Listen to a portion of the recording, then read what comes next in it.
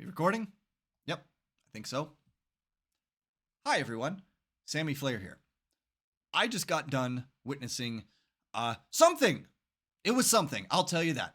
Lightning lose 6-1 in Game 5 of the first round. Now, I have a lot that I'm going to say tonight. There's no cuts. This is one take. In the first half of this or so, I'm going to be emotional. I'm going to be yelly and screamy about one thing in particular, which really ended up being two things during the course of this game that extends so much further into this series and to a systemic problem in the NHL as a whole. And then I will give a sort of a eulogy, a post-mortem, if you will, to the 2023-2024 Tampa Bay Lightning season and all of the players and staff that we very well may be losing in this offseason. So before we get anywhere, number one, if you want to skip past the yelly screamy bits, I will put somewhere on screen right about now a timestamp for you. It'll just be in numbers, and then you can skip ahead to whenever I'm done being loud for the sake of the screen. It's not performative, by the way, for people that keep saying, hey, you don't act. Yes, I do. If you watched this stream, if you watched me live on Twitch this night, you'll know it's not performative. You got you got the full gamut of emotions from me during the stream. But before we get started, let's hashtag not sponsored, right? You can't you don't see any of that. I love this, but we're gonna toast ourselves into this off season, not because we've done anything worthwhile that we should be celebrating, but as a toast to what we have lost and to what we still stand to lose before next season starts. So, for those about to mourn alongside me, we salute you. Slanja, Prost, cheers, whatever word you want to use. This will be gone by the end of the video, I guarantee it. So, let's talk emotional bits first. I don't need to go over this entire game, right? It's 6-1. In reality, it was, and it wasn't closer than the score indicates. The Panthers got, I believe, 2 empty net goals at the end of the game because why the hell not? Why the hell not? What bothers me, and I can't believe I'm about to get on this horse once again, is the officiating. Now let me just go ahead and throw this blanket statement, this umbrella statement over the remainder of this video and every other video that I make for the future. Do not mistake that poor officiating often brings an outcome of a game, right? Officials are human. They make bad calls. Doesn't mean that they solely determine the outcome of a game. There are 60 minutes that happen in a regulation game for the NHL. That is 60 minutes worth of opportunities on offense, on defense, on special teams for you to make a difference, to grab a lead, to hold the lead, and to win the game. And so in that aspect, there should be no complaining that the referees lost this game and this series for the Lightning, because it's just simply not true. I'm sorry, it's not. So please recognize that as I am about to bitch and moan about the officiating, that I recognize the Lightning did not take advantage of their opportunities for 5 games. For 4 games, they won a game. For 4 out of 5 games, the Lightning had numerous power plays that they did nothing with. Tonight was no different. For 4 out of 5 games, they had the opportunity to simplify their game, to not be worried so much about having to do a specific zone entry, right? They had opportunities to solidify their defense, to simplify the game plan, and they didn't.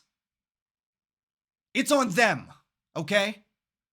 It's on them. I recognize that. They recognize that. Coop recognizes that. So if you're going to come in here and your only comment is, well, you clearly don't know what you're talking about as the officiating, kindly get out. Because you have not understood what I have said right here out of the gate. Okay? With that said, tonight's game was an absolute travesty of officiating. In every sense of the word. I recognize that during the Stanley Cup playoffs, officials tend to swallow their whistles, right? It's a fairly common thing. You got to let them play. They're going to hit each other. They're going to be violent.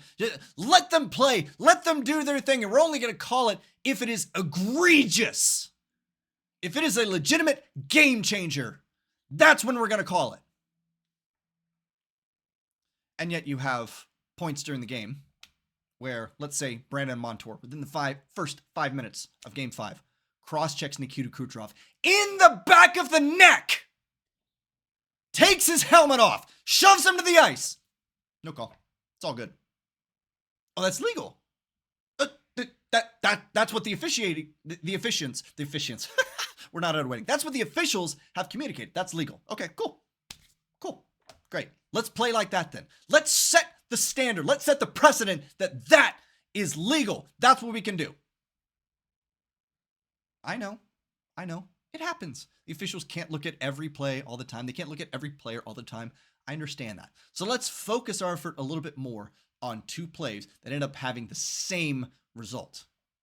And those of you that watch this game alongside me know exactly where this is going, and it's the two goalie interference calls.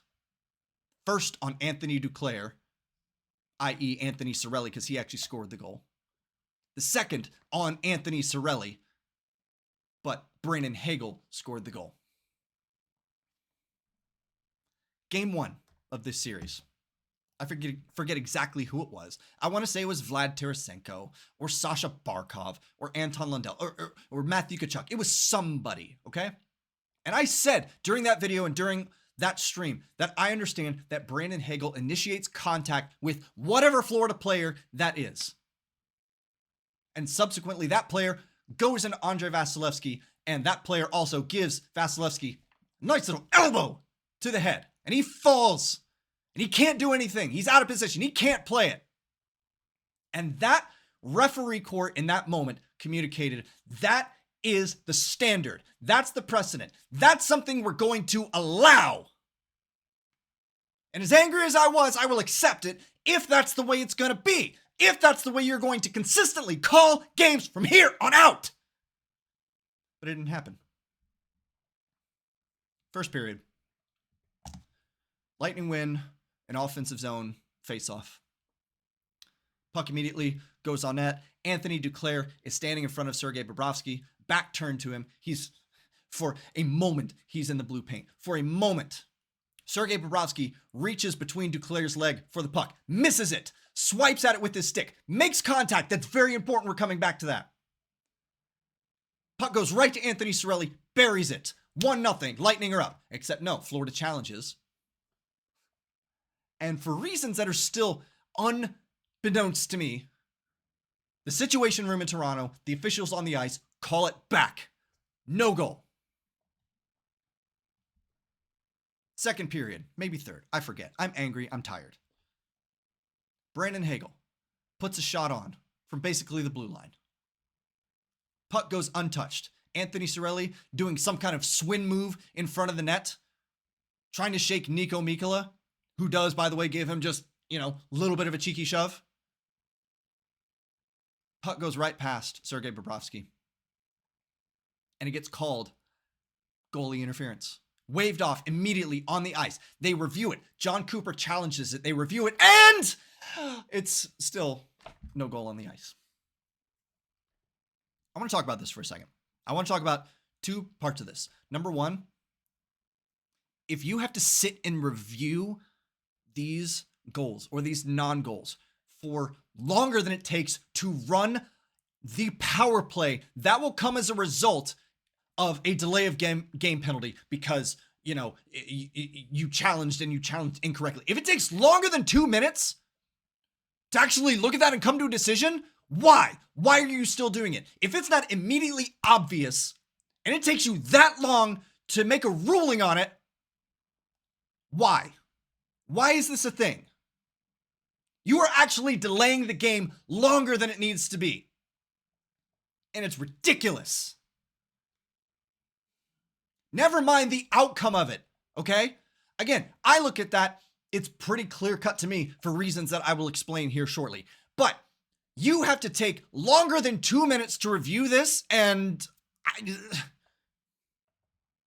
it blows my mind because the rule was put in place not for the minutia of a millimeter, but for the obvious. If you go back to why coaches' challenges are a thing, it's Matt Duchene of the Nashville,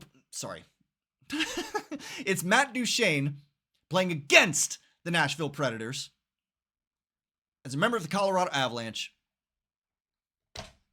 Incredibly offsides, egregiously offsides. It gets missed on the ice, and that is why we have coaches' challenges today. He scores a goal because it doesn't get called on the ice. The rule wasn't put in place to get down to a microscopic level that some mystical supercomputer and super camera in the far off future can actually see with that kind of clarity. It's ignoring the spirit of the rule to sit here and review things for minutes upon minutes upon minutes, to slow down the pace of the game, to take away all potential momentum that one team or the other may have so that you can deliberate. Look, when the call is made correctly on the ice, I'll buy it, okay? I still don't like it, but I will buy it. Difference is, they didn't make the right call in either case. I brought this up during a stream. This over here. This is the official rule. Okay? This is the official rule for goaltender interference. It is Rule 69.1 in the NHL rulebook. Let's read it together, shall we? This rule is based on the premise that an attacking player's position, whether inside or outside the crease, should not, by itself, determine whether a goal should be allowed or disallowed. In other words, goals scored while attacking players are standing in the crease may, in appropriate circumstances, be allowed. Ergo, anybody who's telling me that, oh, Anthony Duclair, his foot was in the crease, his foot was in the paint. Anthony Cirelli, his foot was in the paint. Get out. You don't know what you're talking about. It's not cut and dry anymore. This is not Brett Hull versus Dominic Hasek, okay? Let's continue. Goals should be disallowed only if, an attacking player, either by his positioning or by contact, impairs the goalkeeper's ability to move freely within his crease or defend his goal. Let's take a quick look at Anthony Duclair's, okay? I have it here somewhere. I can't actually show you the clip because of reasons of, I want to keep my channel. It's not this one. Okay. Is Anthony Duclair actually preventing Sergei Bobrovsky from playing this puck? Oh yeah, well he tries to go for it because he missed it.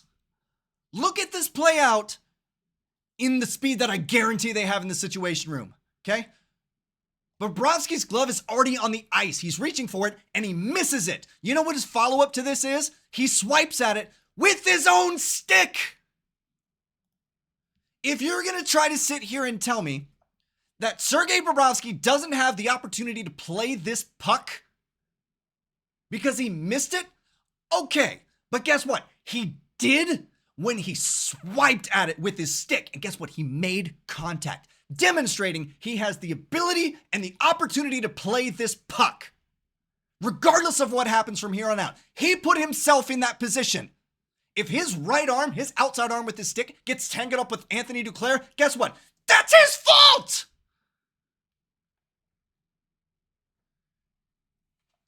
And it doesn't end up counting.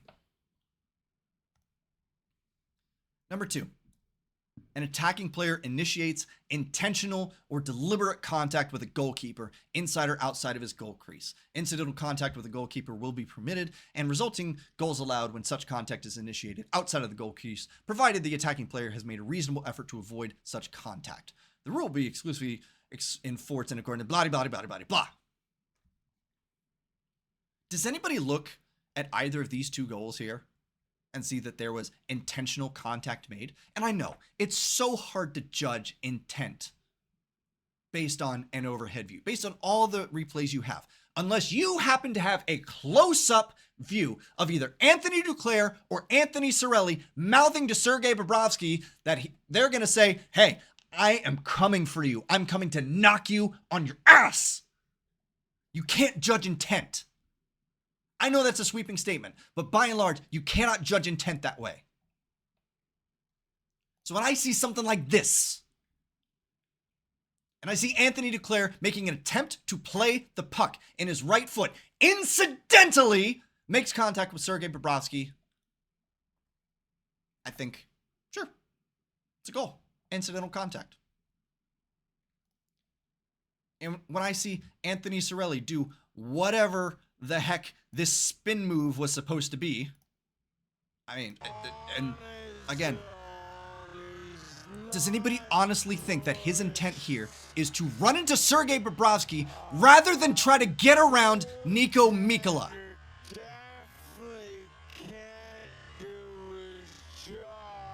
I know you can see that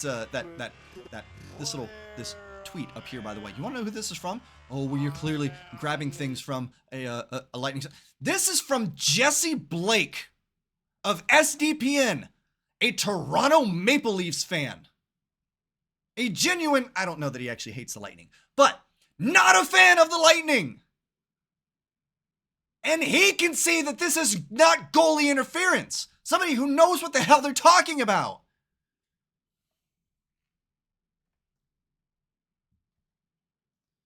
I don't think that these things bother me so much if the standard was set, if the precedent was set, but it wasn't.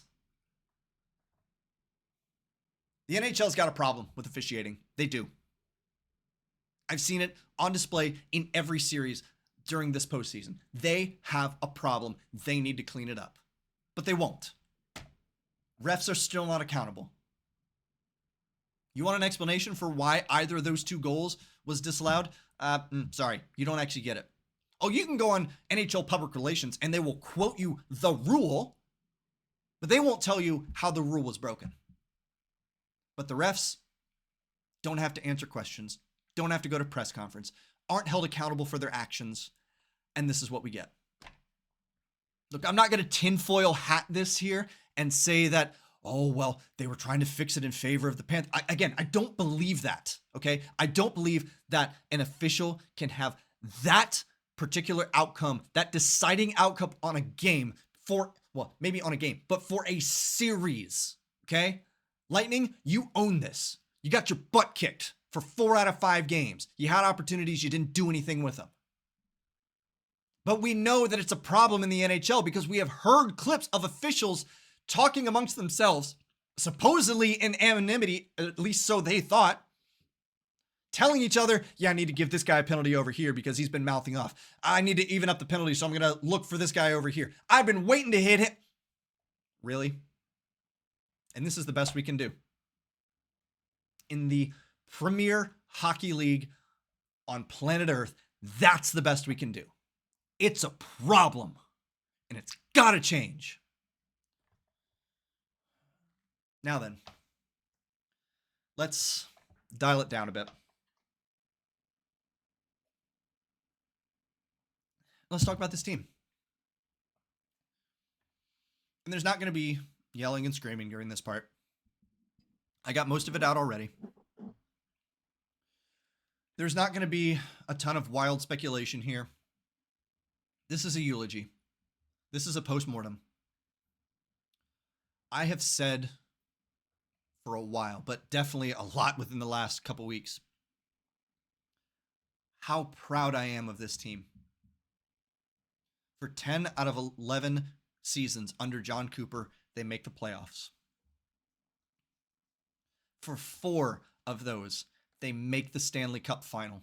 For 2 of them, they win it. I think in total it was for 6 they made the Eastern Conference final. Basically meaning 6 out of 10 seasons that you have been under John Cooper, you go to the Eastern Conference finals. That is legacy you can't buy. And it's incredible. It's unprecedented for Tampa Bay sports. The Lightning are, they clearly are the closest to have it. They've actually done it. Buccaneers, nah, they haven't had that sort of sustained success. The Rays, nah, they haven't had that sort of sustained success. But the Lightning have. And it's been so incredible to be a part of that. Even as somebody in the stands 1 game a year, somebody who lives often on the other side of the country, who travels to multiple different parts of the country and will find whatever stream I possibly can to make sure that I'm supporting my team from afar. It's been incredible to be a part of. And this is not the same team that went to 3 straight Stanley Cup finals in 19, 20, and 21. This is not the same team that won back-to-back cups in 19 and 20. This is not the same team that has had the tremendous success that they have in years past. Made the playoffs 7 straight years. You know how many teams would kill to go to the playoffs once right about now? San Jose, Chicago, Anaheim, Columbus. Take your pick. The Flyers, they would have loved to be here right about now. The Penguins, they're probably kissing a lot of their future goodbye because they're going to have to face a rebuild. The Kraken, immediate success and now being brought down. You know what they would give to be in the playoffs as often as the Lightning have, as recently as they have? It's unprecedented for Tampa Bay sports, and I'm so proud of them. And I knew that this day was going to come. The magic can't last forever. Eventually,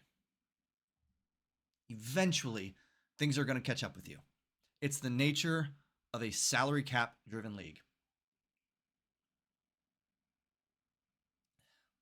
You can't win multiple cups and afford to keep everyone. You just can't.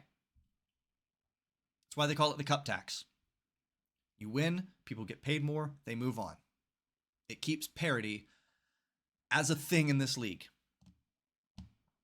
And we can debate all day whether that's a healthy thing or not, but for right now, it is what it is. You can't keep these guys around forever. Sometimes they age out. And either they lose value for the club, and the club doesn't want to re-sign them, or they choose to retire. And they hang up the skates for themselves. Eventually, it comes to an end. Time is undefeated. It's batting 1,000. And for the first time with this core, I'm staring that down. And it's not because the core isn't phenomenal. They still are. Nikita Kucherov put up 144 points this year, man. That's incredible. Multiple NHL records, multiple team records. Simply stunning. Braden Point, another point per game season. For somebody that was as undervalued as he was in the NHL draft, he's made something out of himself. And he is a legitimate star in this league. Victor Hedman, getting up there in years, getting a few more injuries, still as stout on defense as ever. I watch him play in this series, and the times where he is facing a one-on-one or a two-on-one, and he makes the right move that only a veteran defenseman of his caliber makes and prevents more goals from going in. Stunning. Andrei Vasilevsky missed 20 games of this season. Still came back, rescued a 900 save percentage, rescued a sub-3 goals against average, played his ass off during this series. It wasn't enough. And Steven Stamkos, captain of the Tampa Bay Lightning, in a contract year. Point per game player in a contract year. Julien Brisebois and the organization was adamant that no conversations would happen until the season's over. Season's over. Now what? Now what do we do? Does anybody think Steven Stamkos is re-signing here? I don't know. Maybe if we're lucky. Maybe if he is somehow convinced to take a hometown discount. He's going to command what? Between $5.5 and $8 million per year for the rest of his career. And the Lightning have no money, actually. With this offseason, they are over $10 million over the cap. And it's actually even worse than that because they lose Brent Seabrook's LTIR contract next year. So, in essence, they are $16 million over the cap right now. You signed Mikhail Sergachev long-term. You signed Eric Chernak long-term. You gave extensions to Nick Paul and to Brandon Hagel. You shelled out a king's ransom for Tanner Jeannot. Where does Steven Stamkos fit into this anymore? They go back to the Eastern Conference Final. They go back to the Stanley Cup. They win the Stanley Cup. Yeah. You pay the man whatever. You make it happen. He would have brought you 3 Stanley Cups. At this point, and I'll make a different video about this on everything that I think is going to happen during this offseason. But the simple fact of the matter is that changes are coming, and we cannot avoid them. Changes are coming. This team cannot exist as it currently does. Let me give you some sense of what has to happen next year. Steven Stamkos is currently getting paid $8.5 million, unrestricted free agent. You let him go, or do you keep him and try to sign him for less? Anthony Duclair, damn near a point-per-game player for 17 games in the regular season, and he did his job during the playoffs. You want to re-sign him. $3 million? It's probably getting a little bit more than that. Your fourth line, Tyler Mott, Austin Watson, Mitchell Chaffee, all unrestricted free agents, making league minimum, but I digress. Matt Dumba, I don't think you keep him. I like him. I don't think you keep him.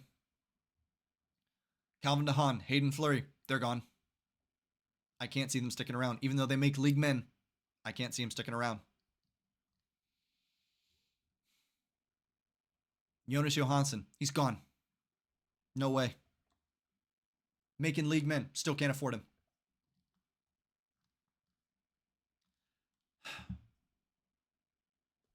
Brandon Hagel gets a $5 million upgrade starting next year.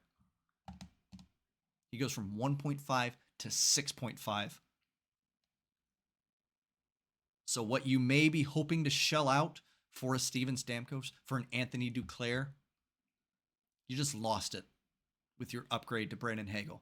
A worthwhile upgrade, by the way. Brandon Hagel is phenomenal, and he's going to play well here for as long as he possibly can. He's only 25 years old.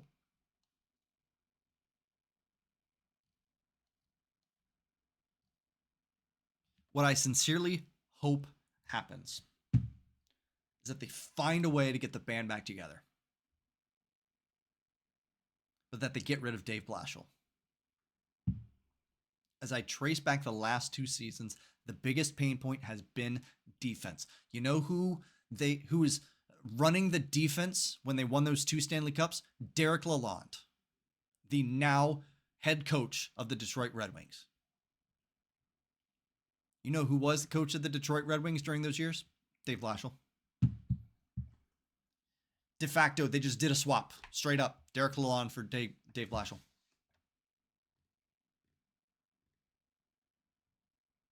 I don't know what it is about his scheme, about his personality, about his leadership. He cannot lead this defense in a meaningful way. They look like a shell of themselves. Personnel be damned. You can complain all day about losing Ryan McDonough and losing Jan Ruda. You can complain all day about losing Luke Shen. At the end of the day, a good coach knows how to coach. And Dave Blashill isn't it.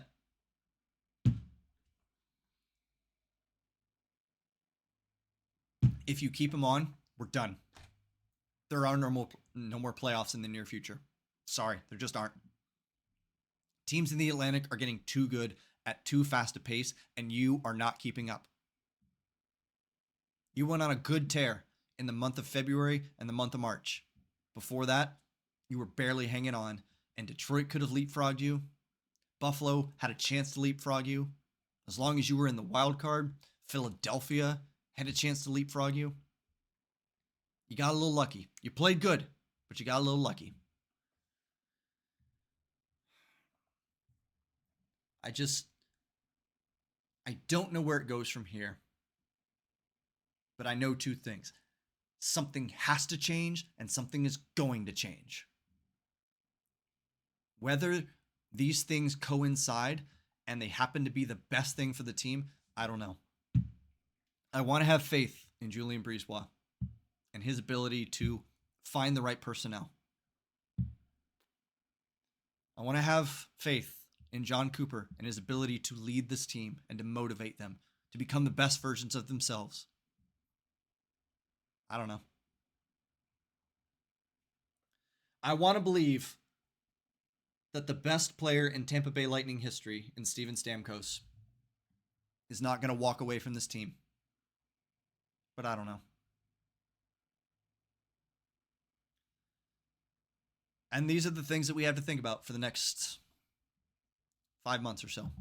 It's April. Expect season to start September, October. 5 months.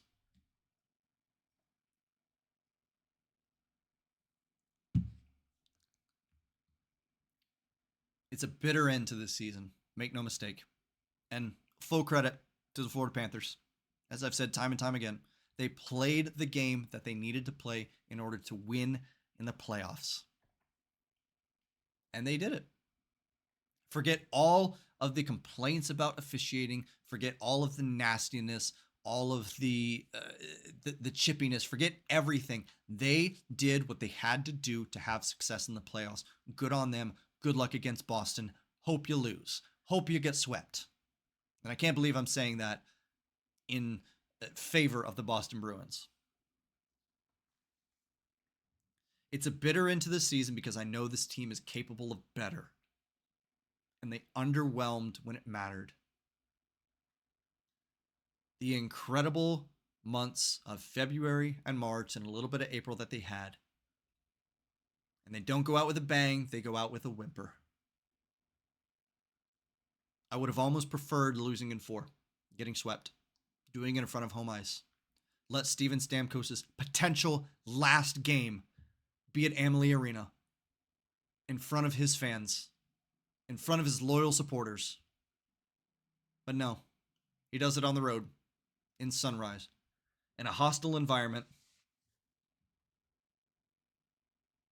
It's going to be a long, well, not drive. It's going to be a long flight back up to Tampa, which ironically only takes about an hour.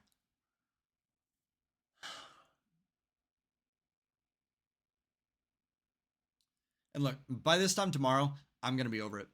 I'm not going to be thinking about it. Life goes on, right? Life goes on. I have a job to do. I have things that I actually have to accomplish, so I can't sit here and wallow about my hockey team. I have other things I want to do.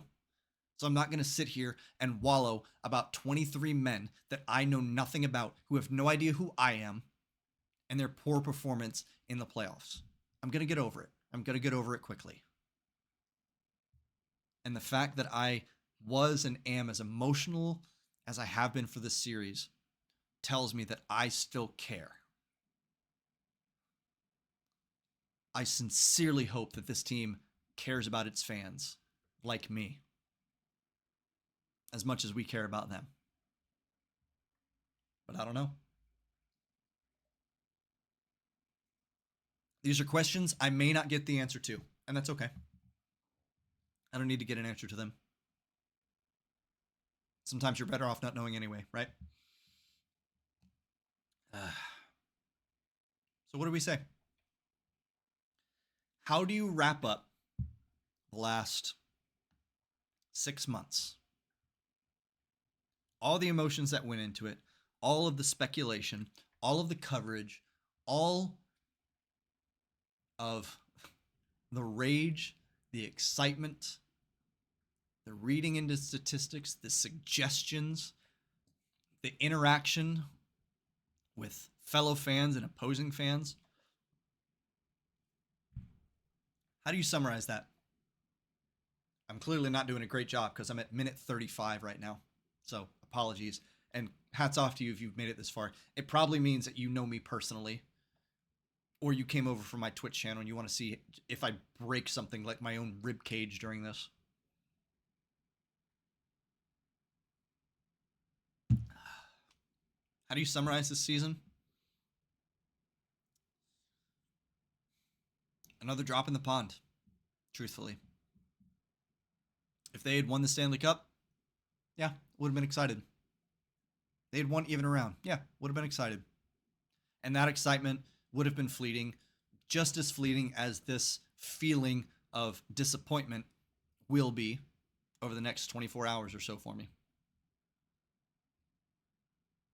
As I said, I've been so incredibly lucky. I've been so incredibly blessed to see the amount of success that this team has had in the last 11 years, 10 years. I forget what number it is.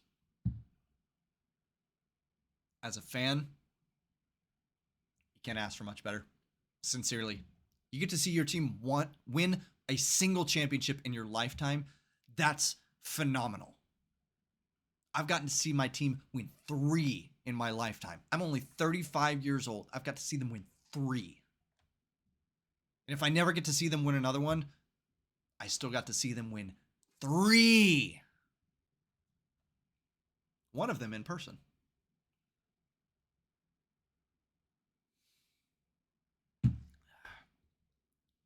Sort of that, and I don't think you can actually summarize this.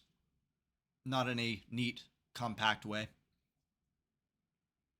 I think you just have to live with what's just happened.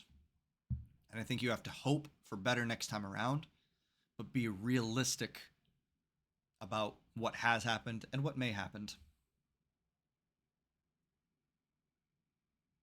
The hope is what kills you, right? I think Ted Lasso said that.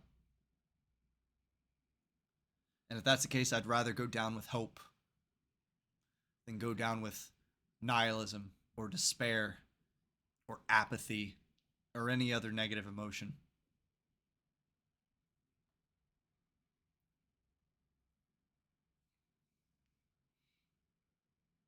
It's good stuff. And despite all the bad stuff that's happened tonight, this was good stuff. There's still good things out there. Let me wrap this up. This will be the last video I post for this season. I'm going to post some more stuff. I'm going to post an opinion on who should win the Hart Trophy. Maybe on who should win the Vezina, because I have some thoughts on that.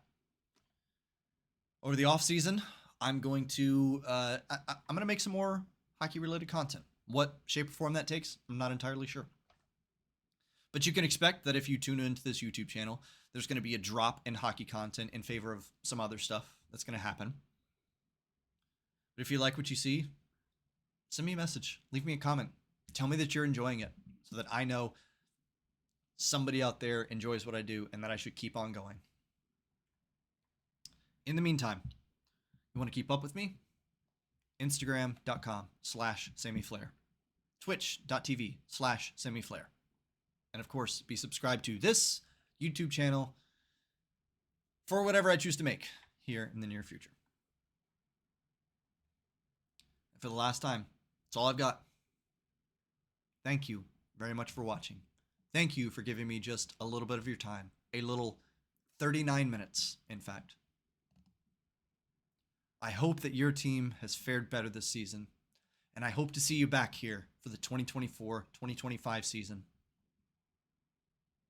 And what the hell, I hope that you actually enjoyed my my outbursts. In hindsight, they are funny. I will probably post some of them because they are funny.